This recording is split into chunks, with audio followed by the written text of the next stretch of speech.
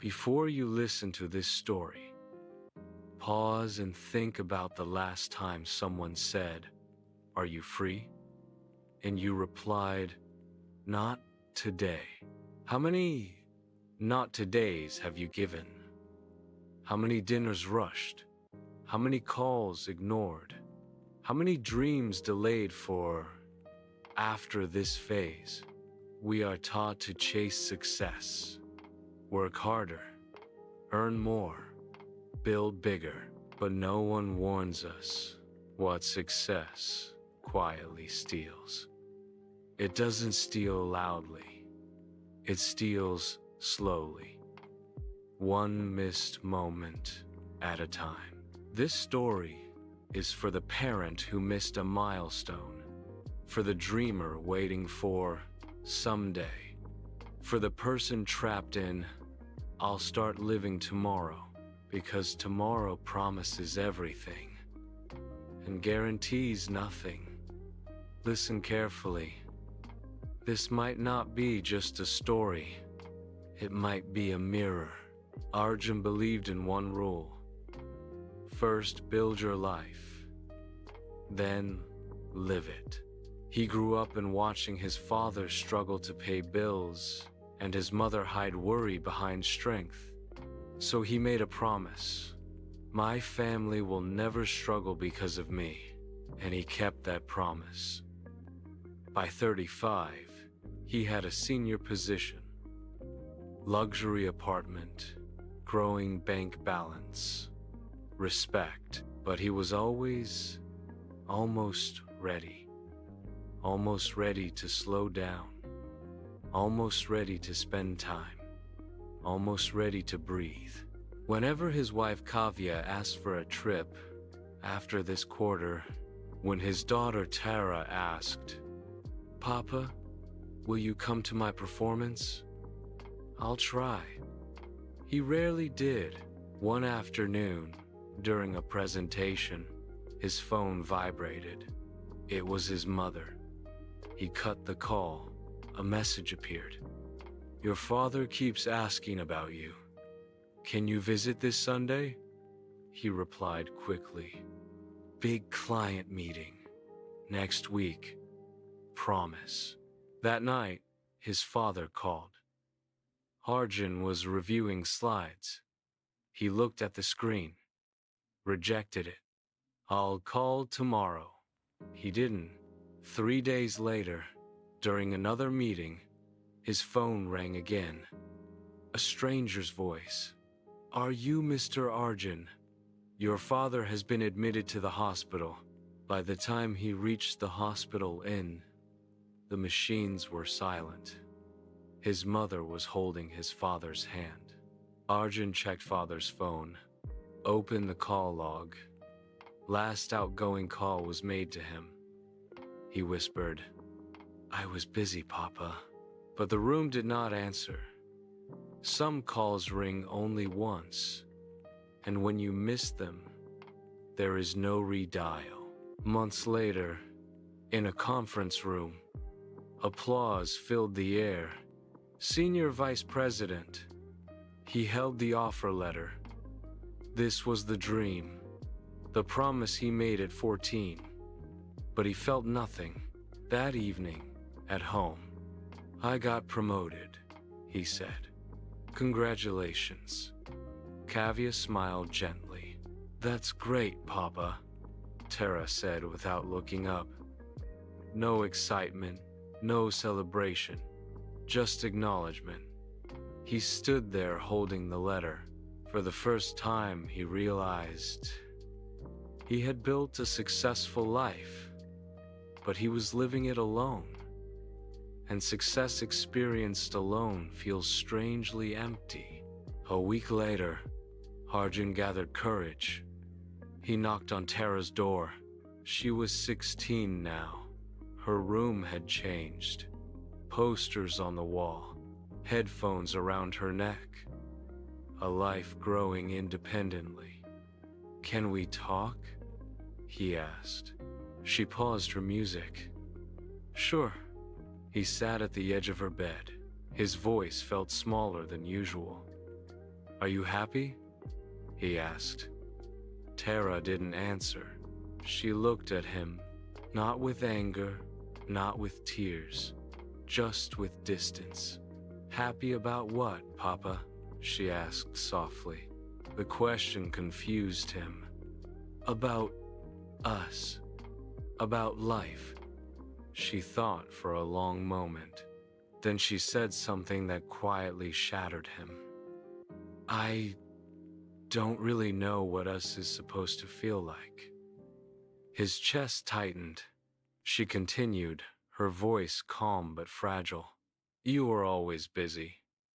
I used to wait for you after school. I would sit near the door when I heard the lift stop on our floor. He felt his breathing change. I would practice what I wanted to tell you. Sometimes, I even held my medals in my hand so I could show you first. A small pause. But most days, you came home late, or tired, or on a call. Her eyes lowered. So, after some time, I stopped waiting near the door. That sentence cut deeper than anything else. She looked back at him. I'm not angry, Papa. I know you worked hard for us. Another pause. But it felt like we were something you were building for, not something you were living with. Silence filled the room. Heavy, uncomfortable, unavoidable. Then she said the one line that broke him completely. I don't need a successful father in the future.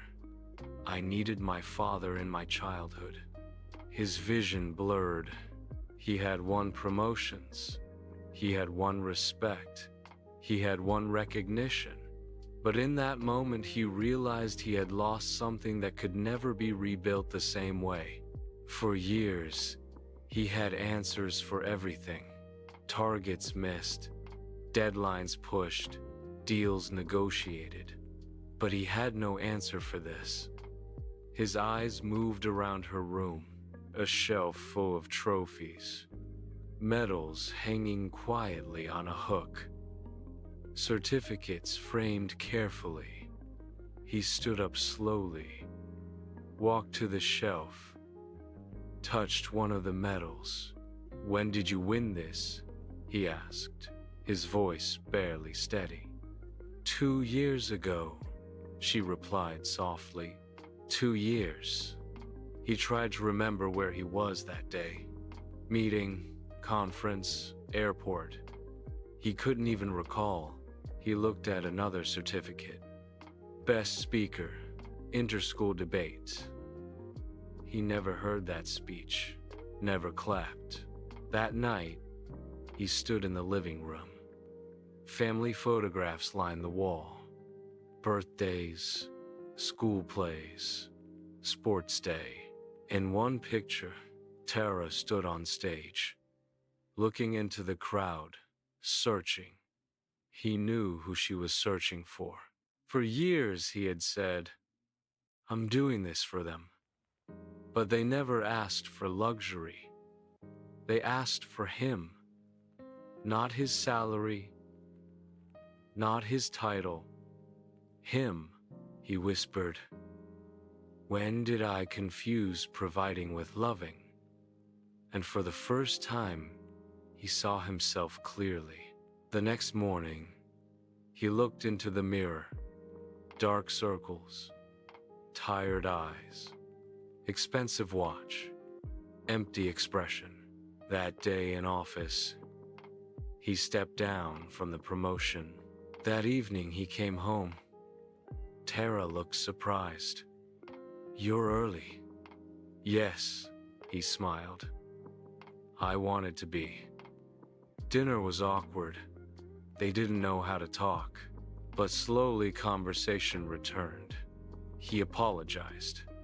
Not dramatically, just honestly. I'm sorry I wasn't there. Tara looked at him for a long time, then said softly, I'm glad you're here now. That sentence healed more than any achievement ever could. consistently.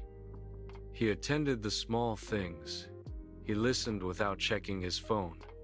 He asked about her day and waited for the full answer. Months later, Tara had a small music performance. Not a competition, just ordinary. When she walked onto the stage, her eyes searched the crowd. And this time, she found him. That tiny smile before she began meant more than any applause he had ever received. Afterwards, she ran to him. "Did you see it?" "Yes," he said. "I saw everything." And this time, he truly had. One Sunday, Kavya brought out an old notebook, their cafe dream. He looked at it differently this time. Not as a distraction, but as life waiting patiently. They started a small weekend cafe. Not big, not glamorous.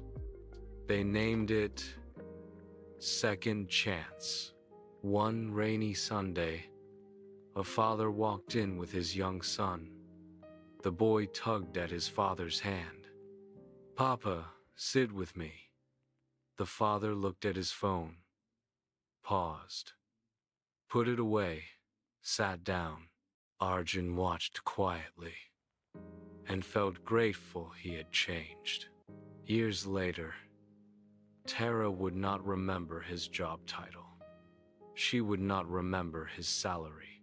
She would remember he showed up, he changed, he chose us. And that is success. Not the height you reach, but the moments you refuse to miss. If this story felt heavy, it's because you recognize something. If you achieve everything, but the people you love stop waiting, did you really win? The office will replace you, but a child will not wait forever. A parent will not call forever. A dream will not survive endless postponement. One day, you won't remember the emails. You will remember the moments.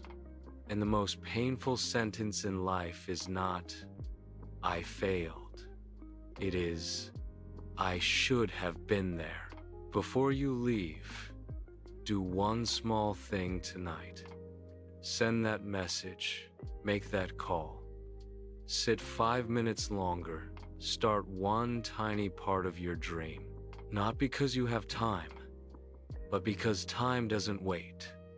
Until our next story, choose to be there.